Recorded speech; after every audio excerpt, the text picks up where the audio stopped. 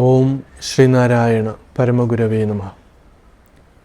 ഗുരുമാർഗത്തിലേക്ക് ഏവർക്കും സ്വാഗതം. നമ്മൾ ഗുരുവിൻ്റെ പഞ്ചമഹായജ്ഞത്തെക്കുറിച്ച് മുൻപ് സൂചിപ്പിച്ചിരുന്നു.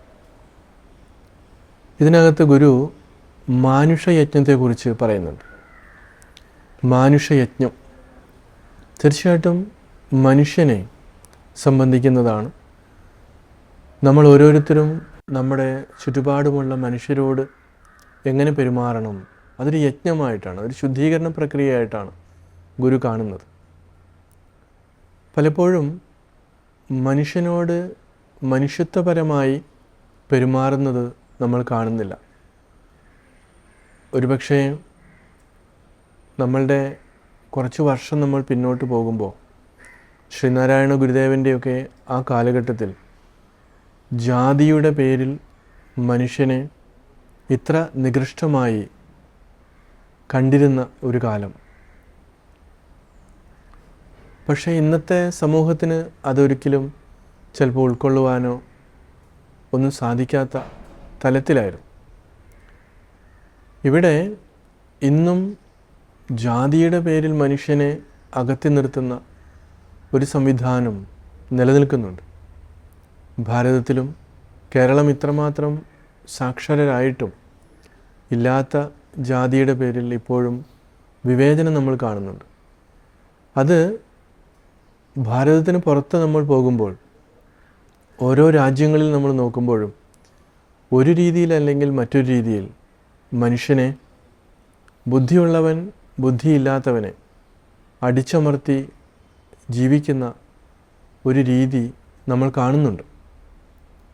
ശാസ്ത്രം ഇത്ര പുരോഗമിച്ചിട്ടും മനുഷ്യനെ മനുഷ്യനായി കാണുവാൻ എന്തുകൊണ്ട് അവർ പഠിപ്പിക്കുന്നില്ല, അല്ലെങ്കിൽ നമ്മൾ പഠിക്കുന്നില്ല? ഒരു മനുഷ്യന് മറ്റൊരു മനുഷ്യനെ കാണുമ്പോൾ അവനെ എന്തിനാണ് മാറ്റി നിർത്തുന്നത്? അവനെ എന്തുകൊണ്ട് ഇത്രമാത്രം ക്രൂരമായി മനുഷ്യനെ അടിമകളാക്കി വച്ചിരുന്ന ഒരു കാലം ഇന്നും അത് നിലനിൽക്കുന്നുണ്ട് പല സ്ഥലങ്ങളിലും. പക്ഷെ ആർക്കും ഒന്നും പോയി ചെയ്യാൻ പറ്റാത്ത രീതിയിൽ മതത്തിൻ്റെ പേരിലും വർഗത്തിൻ്റെ പേരിലും വർണ്ണത്തിൻ്റെ പേരിലുമൊക്കെ എത്രയോ അടിമകളെ നിലനിർത്തുന്നുണ്ട്. അപ്പോൾ ഇത്രമാത്രം സങ്കീർണമായ ഒന്നാണ് മനുഷ്യനെ തമ്മിൽ തിരിച്ചറിയുക, മനുഷ്യത്വപരമായി പെരുമാറുക എന്നുള്ളത്. പക്ഷേ ബുദ്ധിയുള്ളവൻ, സ്വാർത്ഥമതിയായിട്ടുള്ളവൻ, ബുദ്ധി എല്ലാവർക്കും ഉണ്ട്, പക്ഷേ സ്വാർത്ഥമതിയായിട്ടുള്ളവനാണ് അവൻ്റെ ബുദ്ധിയെ വേറെ രീതിയിൽ ഉപയോഗിച്ച് നശിപ്പിക്കുന്നത്. അതുകൊണ്ടാണല്ലോ ഈ ബുദ്ധിയുള്ളവനോട് മനുഷ്യനെ മനുഷ്യനായി കാണണം എന്ന് പറയുന്നത്, വിവേചനം ഉണ്ടാകാൻ പാടില്ല എന്ന് പറയുന്നത്. ഇതൊക്കെ വെള്ളത്തിൽ വരച്ച വര പോലെ ഇന്നും നമ്മൾക്ക് കാണാം. ഏത് രാജ്യത്ത് നോക്കുമ്പോഴും മനുഷ്യനാണ് കേന്ദ്രബിന്ദു. അവൻ്റെ സ്വാർത്ഥതയ്ക്ക് വേണ്ടി എന്തൊക്കെയോ അവൻ ചെയ്യുന്നു. അവനിതെല്ലാം ഈ പ്രകൃതിയുടെ എല്ലാ വ്യവസ്ഥകളെയും അവൻ നശിപ്പിച്ച് കൂട്ടുകയാണ്. ഈ ഒരു സന്ദർഭത്തിൽ ചെറിയ രീതിയിലായിട്ടെങ്കിലും നമുക്ക് ഈ മാനുഷയജ്ഞത്തെ നമ്മൾ മനസ്സിലാക്കുമ്പോൾ നമ്മുടെ ഓരോരുത്തരുടെയും അനുഭവത്തിൽ ചുറ്റുപാടും ഉള്ള മനുഷ്യരോട് നമുക്ക് കരുണയോടുകൂടി നമുക്ക് പെരുമാറാം. അവർക്ക് ചെയ്യാൻ പറ്റുന്ന സഹായങ്ങൾ നമുക്ക് ചെയ്തു കൊടുക്കാം. ഇതൊക്കെ ചെറിയ പ്രായത്തിൽ തന്നെ കുഞ്ഞുങ്ങളിലേക്ക് പകർന്നു കൊടുക്കേണ്ടതാണ്. മാതാപിതാക്കൾ കുട്ടികളുടെ ആദ്യത്തെ അധ്യാപകരാണ്. അതേപോലെ തന്നെ രണ്ടാമതാണ് സ്കൂളിൽ പോകുന്നത്. സ്കൂളിൽ അധ്യാപകർ ഒരുപാട് വർഷം അവരെ കൈകാര്യം ചെയ്യുന്നുണ്ട്, കോളേജിലുമുണ്ട്.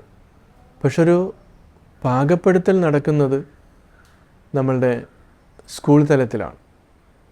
അതിനു മുൻപ് മാതാപിതാക്കൾ അവരെ പാകപ്പെടുത്തണം. ഉദാഹരണം പറയുമ്പോൾ നമ്മൾ ഈ മാതാപിതാക്കൾ കൊച്ചു കൊച്ചു മൂല്യങ്ങളെ പകർത്തി കൊടുക്കാൻ ശ്രമിക്കുമ്പോൾ മാതാപിതാക്കൾ ചെയ്യുന്നത് കണ്ടു വേണം കുട്ടികൾ പഠിക്കാൻ. ഇപ്പോൾ ദാനധർമ്മങ്ങൾ നമുക്ക് ആദ്യം കുട്ടികളെ പഠിപ്പിക്കാവുന്നൊരു കാര്യമാണ്. അതേപോലെ വിശന്നു വരുന്നവന് ഒരു നേരത്തെ ഭക്ഷണം, ഇതൊക്കെ മാനുഷികമായിട്ടുള്ള യജ്ഞത്തിൽപ്പെടുന്നതാണ്. ഇത് വിശാലമായി കിടക്കുകയാണ്. പക്ഷേ ഇതൊക്കെ നമ്മൾ കണ്ടില്ലെന്ന് നടിച്ച് നമ്മളിങ്ങനെ മുന്നോട്ട് പോവുകയാണ്. തീർച്ചയായിട്ടും അതൊക്കെ തന്നെയാണ് നമ്മുടെ സമൂഹത്തിൻ്റെ, രാഷ്ട്രത്തിൻ്റെ, ലോകത്തിൻ്റെയൊക്കെ അപജയത്തിന് ഒരു കാരണമായിരിക്കുന്നത് എന്ന് നമ്മൾ തിരിച്ചറിയുക. ആ ഒരു തിരിച്ചറിവ് നമുക്കെല്ലാവർക്കും ഉണ്ടാകണം. ഏവർക്കും നമസ്കാരം.